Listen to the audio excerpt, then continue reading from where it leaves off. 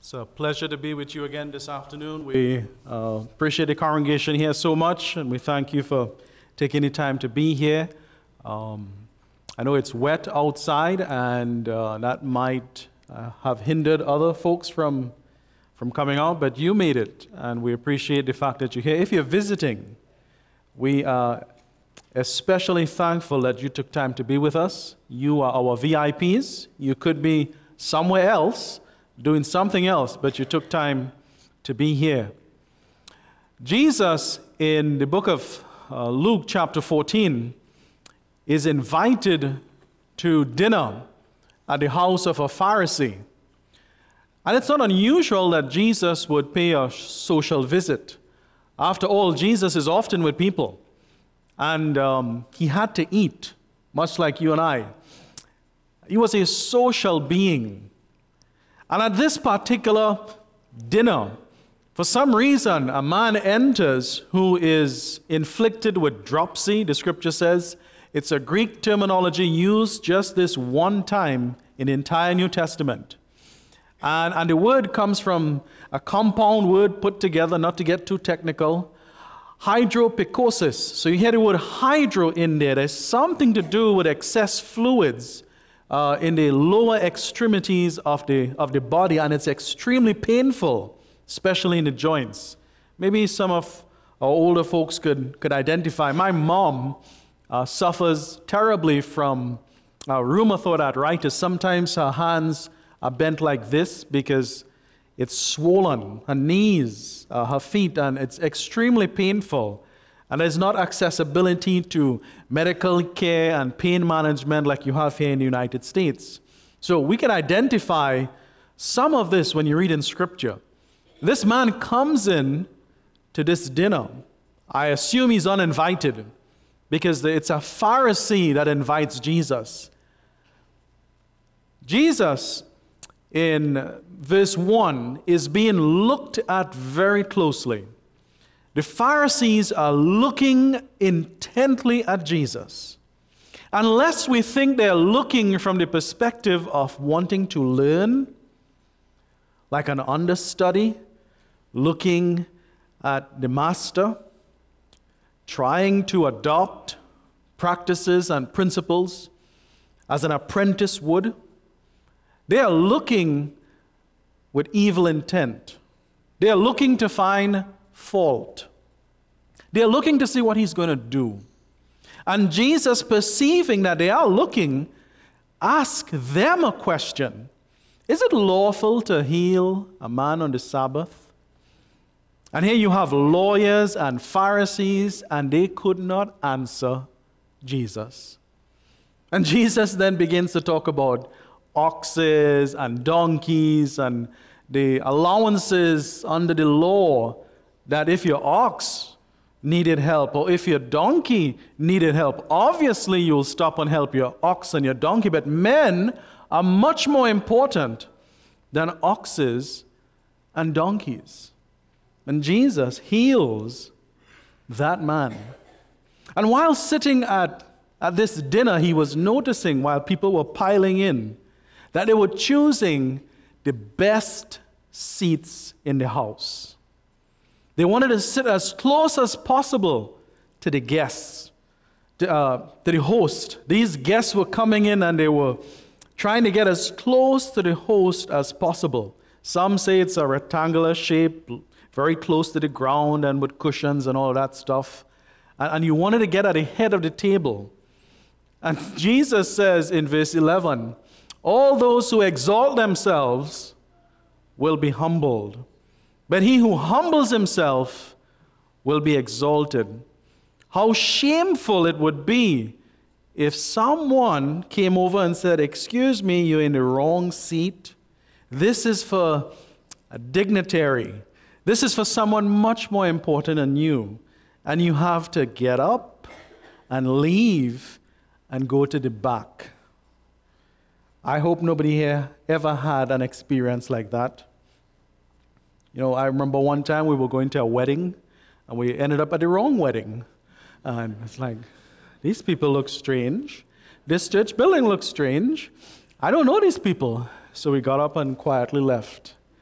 I was going to a wake one time too, and ended up at the wrong wake. Who knew there were two people who died on the same street? And we walked in with all the food and stuff, and then we realized, oh, we need to walk back out. And yeah, it's another story by itself. I'm straying, I'm chasing a rabbit. All right. Nobody wants to have that experience. Nobody wants to be asked, you're in the wrong seat. This is not for you. You're not that important.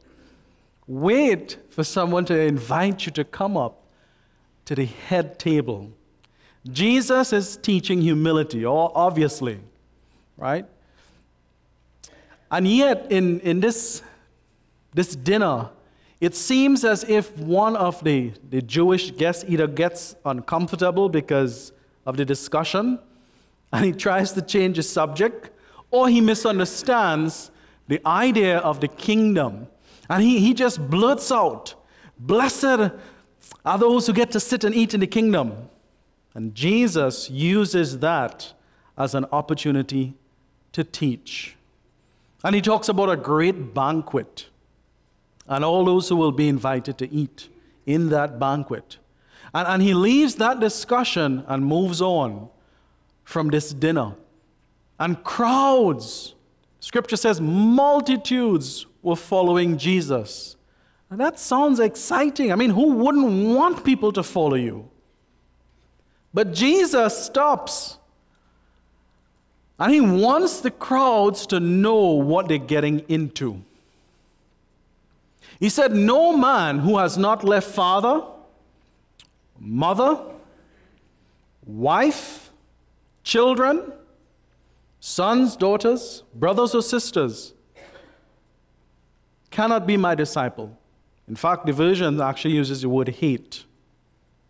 The strength of the tonality is in the hierarchy. Where does God come? Obviously, Jesus is not saying for a man to hate his wife, or to hate his children, or to hate his siblings. That will contradict teachings elsewhere. But he is teaching a principle. In this grand scale, where does God, where does he get? Where is he on this scale? And so Jesus issues this straightforward challenge. He doesn't want a part of the life of disciple. He wants the totality of the disciple's life. And he tells two parables within one parable, so to speak. Story about a tower.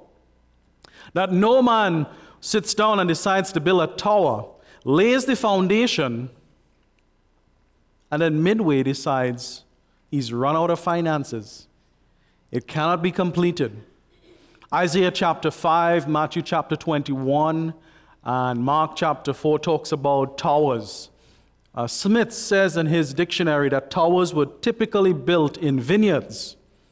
And they were built with two purposes in mind. That the folks who were working in these vineyards had a place to live and sleep and be dry when it was wet outside and be warm when it was cold. It also served as a place where you can look out and survey and see what was coming. A lookout tower, so to speak.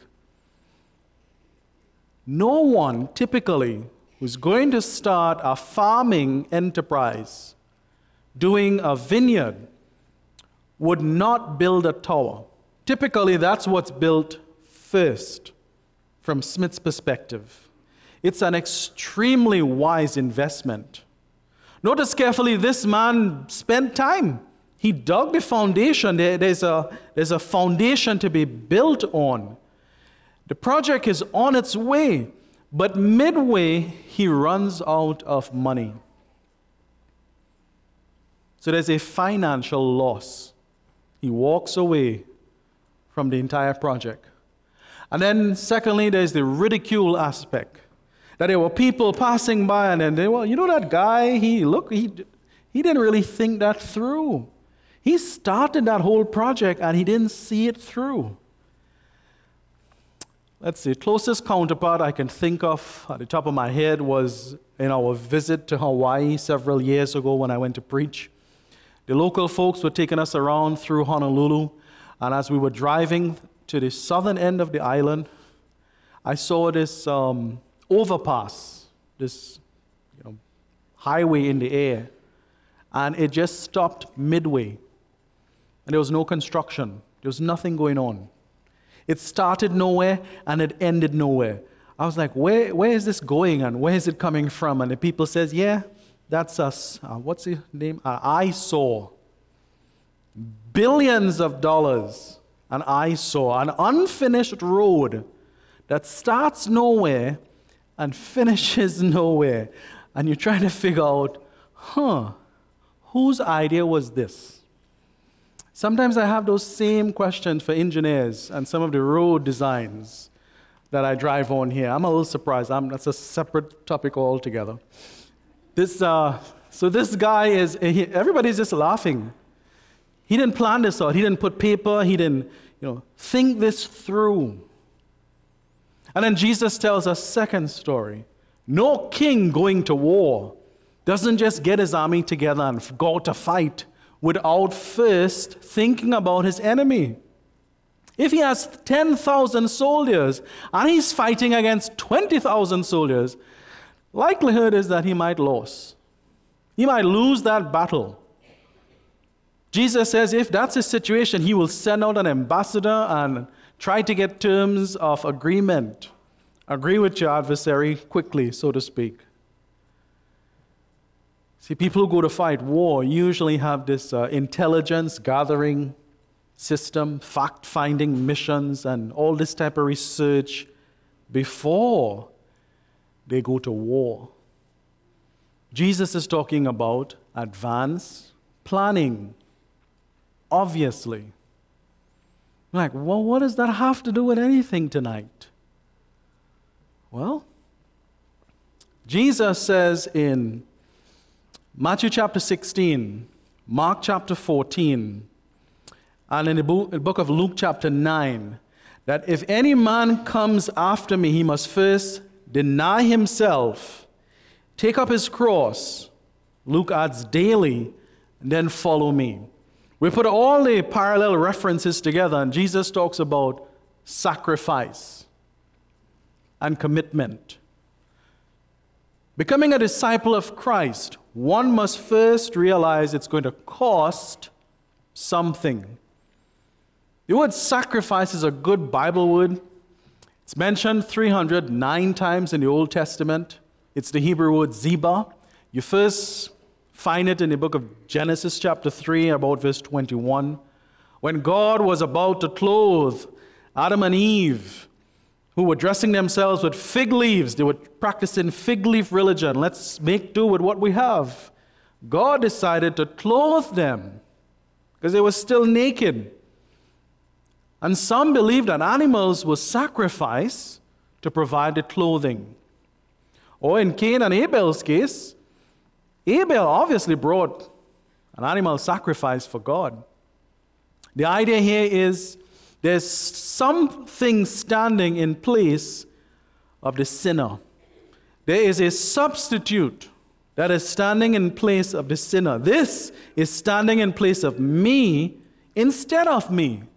It's been sacrificed on my behalf, albeit imperfect, until the true sacrifice would come, which was Jesus. So the Old Testament uses that word over and over and over. The English definition means destruction. That something is destroyed. Something has a cost attached to it. There is an exchange for one thing or one person in place of.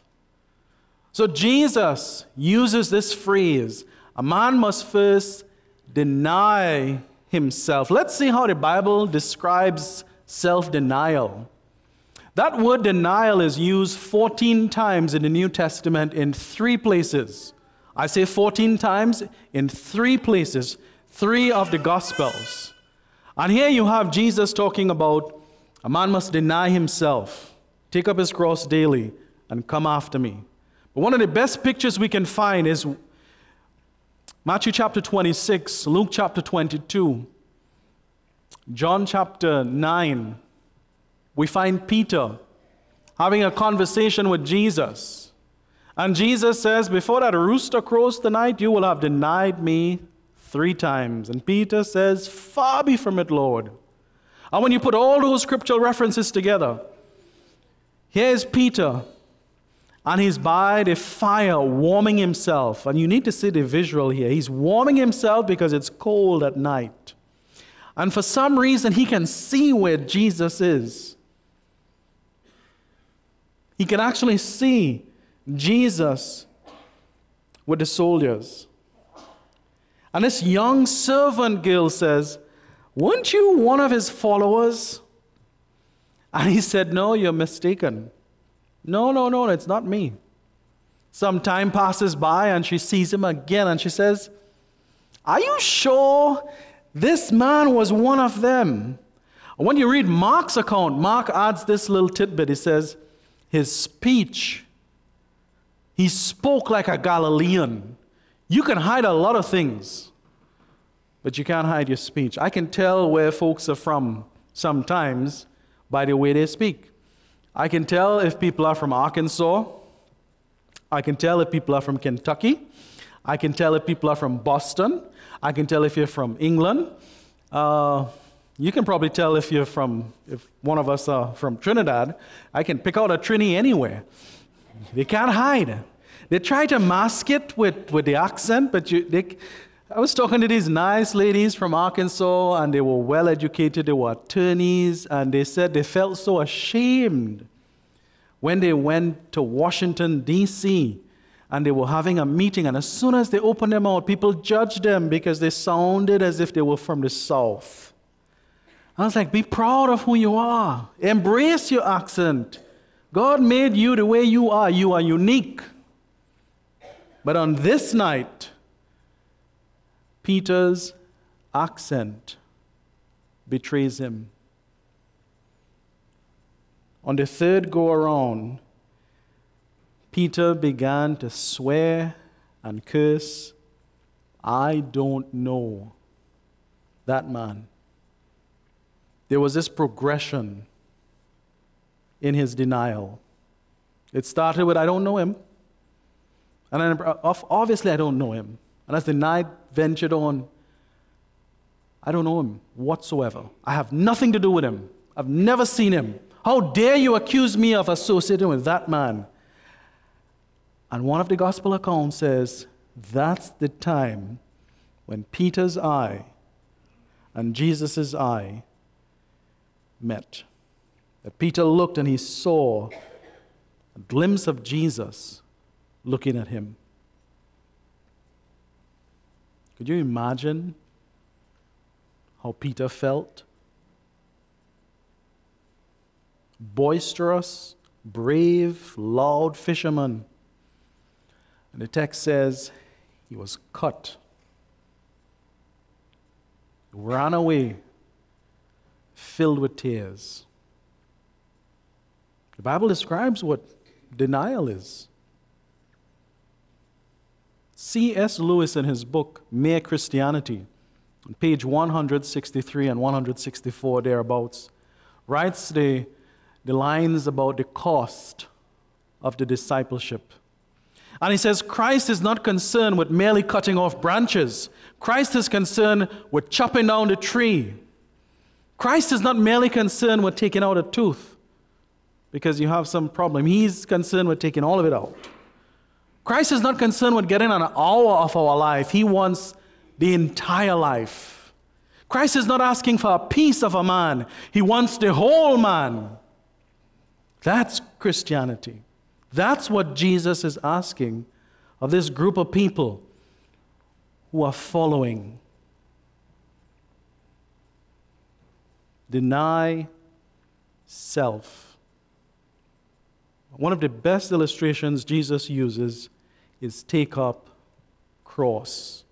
Take up your cross. What was the cross? Well, my reading tells me criminals carried their crosses. It was the instrument of torture. You are carrying your cross to your own crucifixion. I suppose it's parallel to carrying your own coffin to your own funeral. That's an imagery. I grew up on watching westerns on Saturday afternoons. John Wayne, and the horse is smaller than John Wayne. I could never get that picture out. And you'd have these guys line up, and they'll give you your spade and shovel, and you dig your own hole before they shot you and you fell in. That's the cross. Someone had to die on that cross. The criminal who was carrying his cross. Jesus uses that word purposefully. He could have used any other word. He uses that one. Deny self, crucify self. I think Paul sums it up best when he says, Galatians chapter 2, verse 20, I am crucified with Christ. I have killed the old man. He's nailed on that cross with Jesus. So here are some lessons for our takeaway tonight. Commitment and sacrifice. When athletes train, as footballers do, and soccer players do, and basketball players do, and people who play golf, and all these things professionally, I think very early they realize what's going to be required. Time, the effort, the lack of sleep, the stringent diet, the trips that you might have to make, the friends that you might have to cut, the things that you want to do, but you have to say, I can't, because I have a goal in mind. When people want to become scholars and get their PhDs, there's sacrifices that must be made. Things must be in order. You have to step back from certain events and relationships that cut short. People want to study to become doctors in medical field.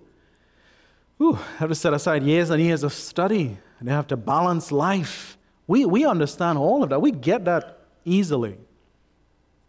Christianity is no different. Jesus is saying to become a Christian, we must be willing to commit. And not commit in the short term, like the guy who was trying to build a tower, but commit in the long term. Isn't that what John says in Revelation 2? Be faithful even to the point of death, and then you will receive the crown of life. Commitment. Sacrifice. What have I given up for Christ? Well, I could be somewhere else on Sunday morning. I could be somewhere else Sunday evening. If I'm here on Wednesday, well, I could be somewhere else. But if Christ died let me rephrase that. If the measure of a Christian is based on his or her attendance on Sunday morning, on Sunday evening, on Wednesday night, if that's the measure we are using to determine if a man or a woman is faithful, Christ died in vain. Jesus did not die so people can come on Sunday morning and Sunday evening and Wednesday night. Christ died that people might be transformed. There are other institutions that meet much more than Sunday morning, Sunday evening, and Wednesday. He didn't die for us to show up here. We get to come here. It's a privilege. Don't get me wrong. Don't leave and misquote me. I'm not saying that you shouldn't be here when the church is here. But the measure of a Christian is not how faithful he or she is in services. That's the starting point. Maybe we have gotten it wrong. Is my life transformed? Am I committed? Am I ready to sacrifice? Jesus says, before you make that decision, count the cost. Christianity will cost you everything. And there's stories after stories after stories I can tell you tonight of people I know and people you know probably who paid that price. Who paid everything so that they can be a Christian. People were baptized today, they were killed the very next day. They knew what they were going to do, but they made up their minds. Christ comes first. I love my mom, I love my dad, I love my wife, I love my husband, I love my children. Christ comes first. Are you ready tonight to commit? Or maybe you did at one point in time, but you have not crucified self. That self keeps coming back up and trying to get you off the path. Jesus says, what shall a man give in exchange for this entire world? Is there anything more precious than your soul? Absolutely, there's nothing more precious than your soul. It cost Jesus his life. That's how valuable it is. The devil wants to get you to destroy your life. That's Ephesians chapter 6. We wrestle not against flesh and blood. The word wrestle here talks about close combat, that you're squared off with the devil, and it's you one-on-one. Yeah, I know it's congregationally at times, but it's you one-on-one. Christian, I'm talking to you. That the devil wants to get you to fall. He wants to get you to give up on Christ. He wants you to get off the path and do your own thing. But you have to fight. You have to fight back. You have to be strong. You can be strong. We have help. You put on the entire armor. There's help available. That's the beauty about Christianity. We can win. We have help. Where are you tonight? If you need to come back, please do. If we can help you in any way, please come forward as we stand to sing.